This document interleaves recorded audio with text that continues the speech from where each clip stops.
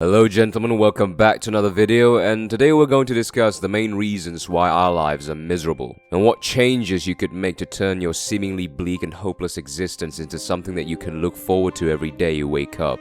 Now, as we live and go about within our daily lives, we develop a sense of routine and a sense of perceived attitude towards different circumstances that surround us, meaning the environment that we put ourselves into will play a very important role with regards to influencing the state of our judgments, point of view, and frame of mind towards many different and important aspects of life, such as our attitude towards facing adversities, personal growth, and uncontrollable circumstances. Place or direct yourself into a good, nurturing, and cultivating environment, you will both discover and experience never before realized seemingly hidden possibilities, opportunities, potential, and state of mind that will propel you towards the significance of flourishing, progressive growth. Place or direct yourself into a contempt, lifeless, and deteriorating environment, then you will undoubtedly face the common feelings of boredom, regression, lethargy, dullness, and neurosis, where the lack of personal growth, excitement, enthusiasm, creativity, and conquest will plunge you into a state of emptiness and decay in which you will try to hopelessly or desperately attempt to counteract with sedations and enslavement involving synthetic beings.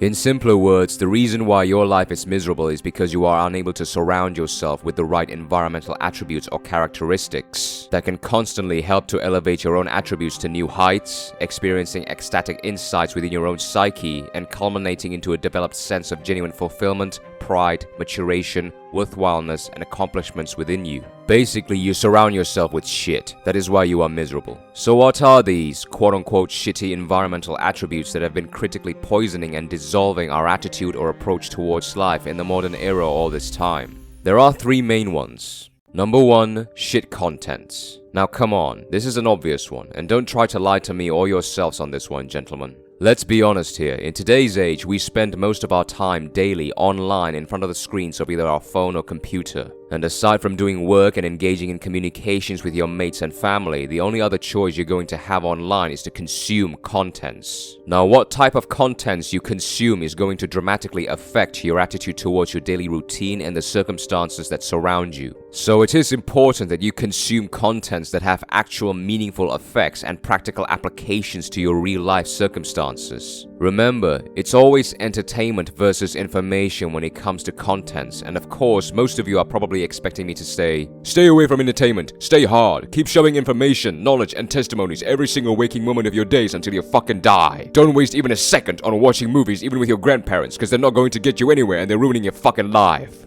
Come on, let's be realistic here, shall we? Yes, of course, I would tell you gentlemen to consume more information than entertainment. Like read more ebooks and listen to more self-improvement podcasts instead of watching Netflix. I mean, that's what I've been saying in the Death of Modern Men video. Because for us daily, it is a constant mental battle to get consumed in either distraction or knowledge. But let's get even more specific here. The thing that really matters is the quote-unquote type of information and entertainment that you consume. Now, in terms of informational contents that you consume, it is always a wise decision to consume information that you can relate and apply to your current real-life situations. Because if you don't, there will be no actual realistic progress that is going to be made, and you're only going to feel even more lollygagged afterwards. Like if you are currently in financial shambles, don't spend an entire afternoon learning about the First and Second World War. In terms of entertainment, I'm not going to say that they are completely useless, because they aren't. If you consume the right ones, they can actually make your day a lot better. That is why, consume those types that uplifts your mood and spirit to take on further tasks within the day, or those that nudges you away from procrastinating much more than necessary. Like in my case, watching a simple 3-minute UFC promo video wakes me up instantly and gets my day started. Don't consume those types of entertainment that gets you to run away or confine yourself from your real-life problems like porn or too much video games or too much fantasy and idealistically fueled TV series. Or even worse, those type that get you to emotionally dissolve yourselves within your real-life problems instead of finding a way to solve it. Like those sad and miserable songs about hopelessly clinging to your past relationships that get you to feel pathetically sorry for yourselves for months on end. Come on, mate, if you manage to get your ex when you're a bum, imagine what you could fish when you're an established hunk.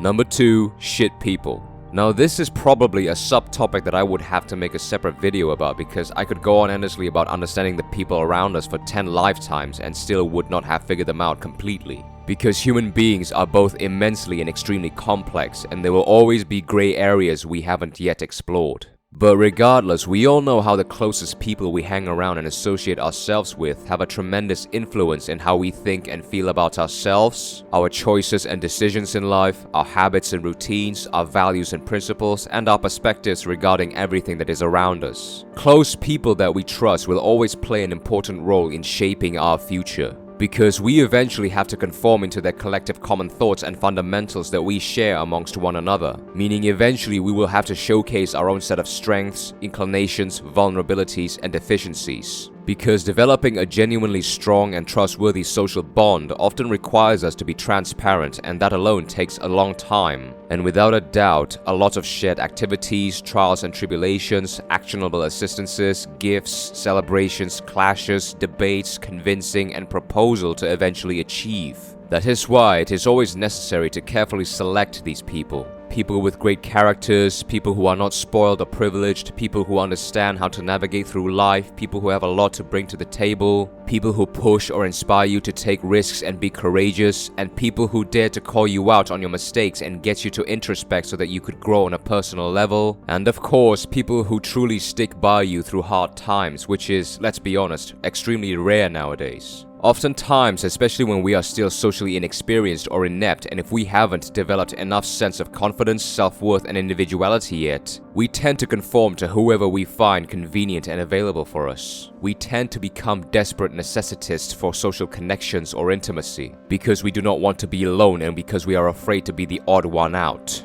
This could cost us a lot, because if we conform to the wrong group of people, we run the risk of feeling forced to conform to social values or fundamentals that we deep down do not agree to, and partake in shared activities that we do not enjoy ourselves. And the longer we keep putting pressure on ourselves to keep going, the more those undesired social fundamentals and activities will be instilled into us, until eventually they all become a sense of involuntary normality for us, and we will be in constant war with ourselves mentally between either being criticized or condemned when we retaliate, and feeling safe but uncomfortable when we don't. I mean, imagine feeling forced to worship the Kardashians, gossip about dead celebrities, complain about the unfairness of the world, talk about a whole bunch of social dramas, and smoke weed by your mates every single weekend, when every fiber of your being genuinely wants to do none of that shit. It's extremely miserable, frustrating, and horrifying to be in such smorgasbord of discomfort around fussers and whiners, and will only be a complete waste of your time and potential. So yeah, get rid of those people whose attitude towards life is not the one that you would want to share with alongside your journey, gentlemen. It's so much better to be alone, non-conform for a while, and having a clear direction of where you're going than being held back or contained within an impotent and putrefied community. Number 3. Shit mindset. Wait, what? Our mindset is a part of our environment? Yes, it is. Everything starts in the mind, gentlemen. When we wake up first thing in the morning, we are immediately placed within the guard and confinement of our own psyche and conscious identity. Our mind is the place where judgments are made, perceptions are formed, and attitudes are instilled. Whatever external stimulus went through our 5 senses, they are imminently digested in order for us to establish a base level of understanding and plausibility. But there are internal stimuluses that are arguably of stronger influence than all external influences we have in our world, namely our conscious and subconscious attributes like the ID, the ego, and the conscience or superego. Now, the workings of these inner voices are again extremely complicated, and I'm certainly not Carl Jung enough to be the best in explaining it scientifically. But in simple words, how we collectively and internally converse to ourselves altogether with regards to many different and important aspects of life will eventually have a much more impactful effect on the way we express our demonstrations to the external world and our declarations to our own internal world.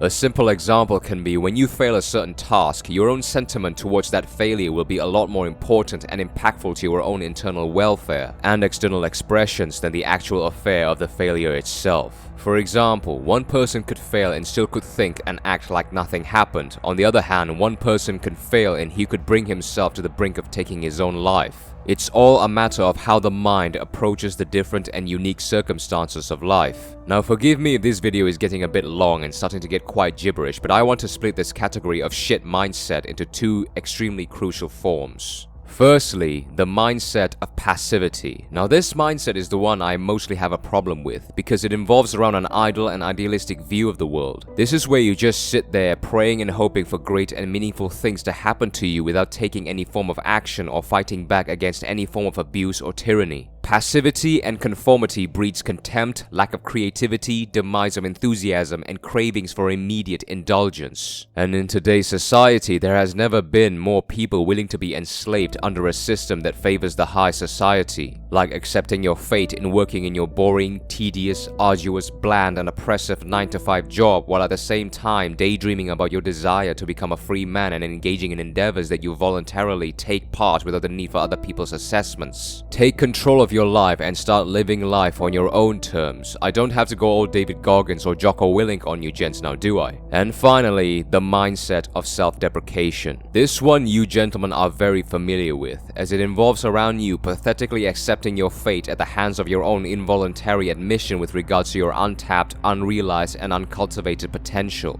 I'm not good enough. I don't deserve this. I'm hopeless. I can't possibly do this. I'm going to die a loser. Those defeatist statements can only come from your own impulsively shallow judgments, fear of the taxing road towards significance, and an emotional or superstitious attachment to misfortunes. Never underestimate and depreciate yourself when it comes to how the unfairness of life has affected your current seemingly bleak circumstances, because all it takes is just a single internal mental decision to completely turn it into your favor.